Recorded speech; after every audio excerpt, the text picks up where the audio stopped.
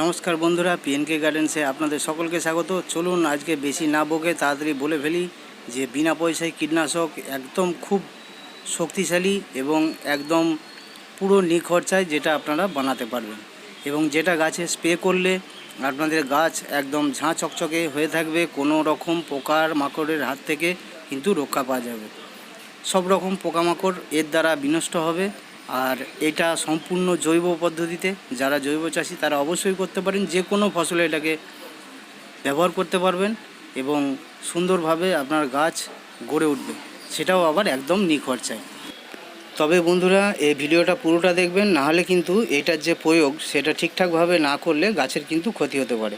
তো চলুন আজকে জেনে নেব যে কী এমন জিনিস যেটার মাধ্যমে আমরা গাছের কীটনাশককে তাড়াবো। সেটা হলো বন্ধুরা, এটা থাকে মাছের মধ্যে।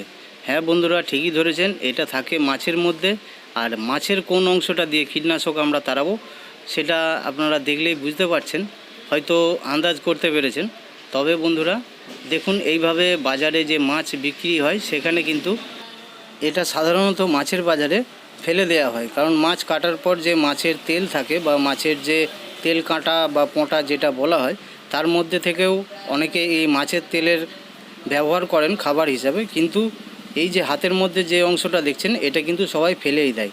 এটা হলো মাছের পিত্তি বা পিত্তথলি। এই পিত্তথলি দিয়েই আমরা গাছের কীটনাশককে দূর করব এবং সেটা কিভাবে করব চলুন সেটা নিয়েই আজকে বলি। ভালো করে লক্ষ্য করুন এই ছবিটা, এইটাই হচ্ছে সেই আমাদের আজকের কীটনাশক।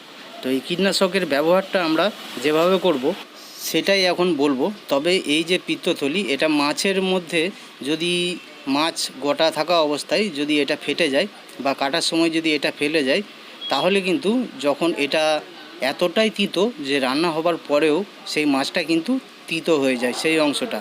আপনারা যে নিম তেল ব্যবহার করেন বাজারে, সেই নিম অয়েল বা নিম তেলের যে তিতো ভাব, তার চেয়েও কিন্তু এটা অনেক বেশি তেঁতো।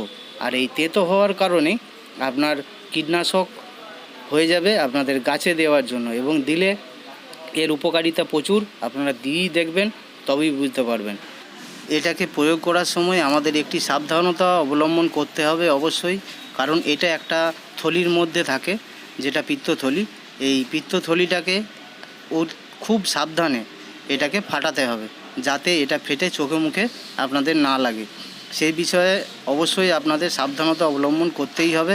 এটাকে কোনো রকম ছুঁচ দিয়ে বা সেফটি পিন দিয়ে বা ব্লেড দিয়ে এটাকে একটা পাত্রের মধ্যে রেখে সেটাকে ফাটিয়ে তার মধ্যে জল মিশিয়ে এটাকে স্প্রে করতে হবে, তবেই।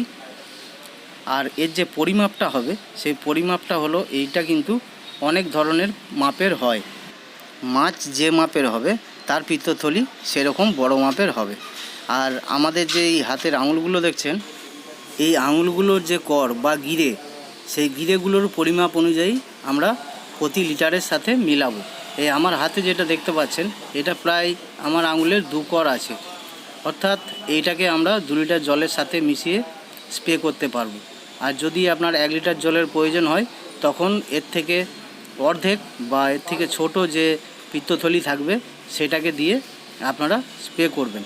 চাইলে এর সাথে আপনারা যে কোনো ডিশওয়াশ বা শ্যাম্পু প্রতি লিটার জলে 1 ফোঁটা, 1 চামচ নয় কিন্তু, এই দুটোকে একসাথে মিশিয়ে আপনারা স্প্রে করতে পারেন।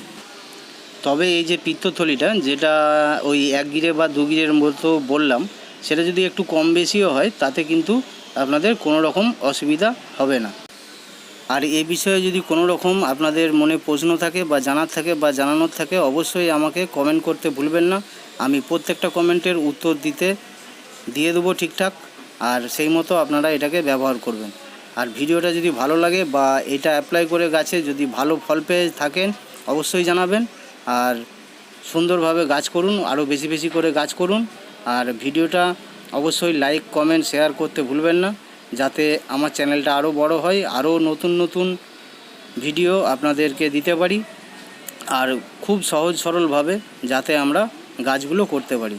তো এটা ব্যবহার করার জন্য অবশ্যই সাবধানতা, যেটা বললাম, চোখে মুখে যেন না লাগে, এটাকে অতি সাবধানে একটা পাত্রের মধ্যে রেখে এটাকে ফাটাতে হবে, সেটা অবশ্যই মাথায় রাখবেন। আর সবাই ভালো থাকবেন এবং সুস্থ থাকবেন, ভালো থাকবেন, এটাই কামনা করি।